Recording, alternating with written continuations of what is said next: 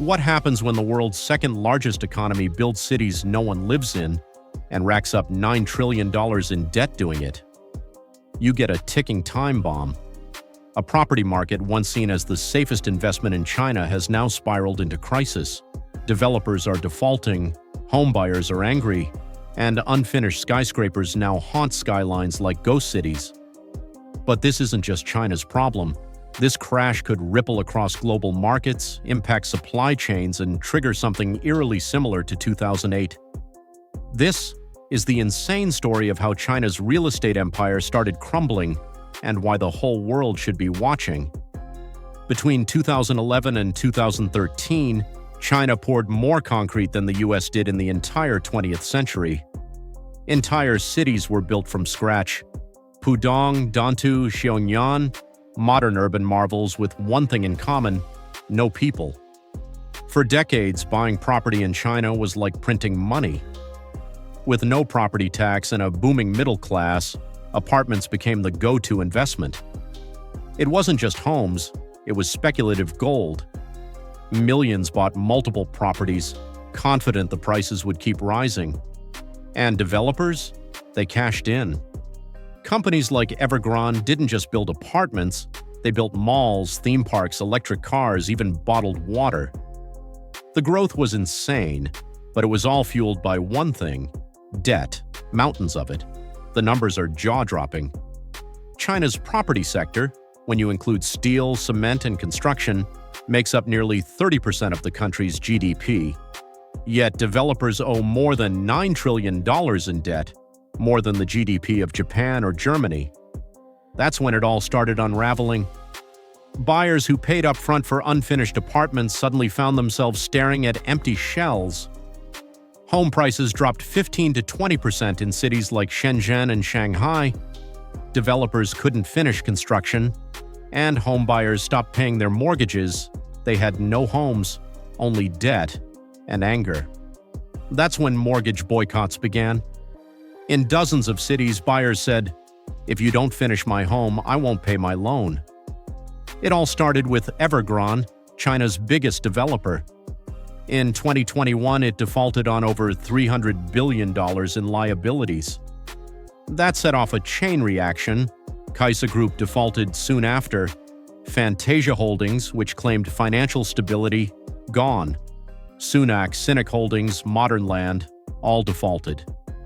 And then came Country Garden, once a symbol of China's property success, now buried in billions of unpaid debt. Developers couldn't pay workers, they couldn't finish homes. Construction halted. And across the country, ghost towers stood still. For millions of Chinese families who prepaid for their homes, it was a nightmare with no end. This isn't just a local disaster. Chinese real estate bonds were hot investments for years. Foreign investors, hedge funds, and global banks poured hundreds of billions into them. Now, many of those bonds are worthless. Even giants like BlackRock and HSBC are exposed. But it gets worse. China's construction sector is a massive consumer of global commodities: steel, copper, cement. A slowdown there affects global demand and prices. Countries like Brazil and Australia, which export raw materials to China, see lower revenues. Machinery makers like Caterpillar see declining orders. Stock markets begin to tremble. This isn't speculation, it's already happening. And analysts are asking, is this China's Lehman Brothers moment? Beijing isn't sitting still.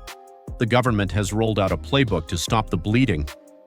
Step 1: loosen mortgage rules.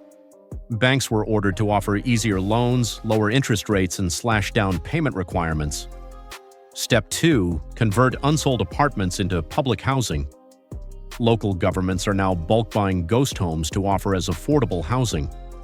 Step 3: restructure the developers. Evergrande is being carved up.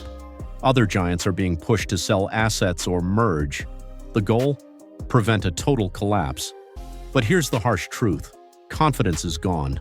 Homebuyers still don't trust developers. Investors are staying away, and the entire sector remains paralyzed. You might be thinking, okay, but I don't live in China. Why should I care?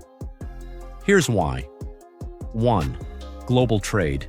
China's property sector fuels demand for raw materials. If it crashes, industries in your country feel the shock. 2. Financial exposure. Global funds invested in Chinese real estate. If those funds take losses, your investments could be affected too. 3. Supply chains. China's slowdown slows factories.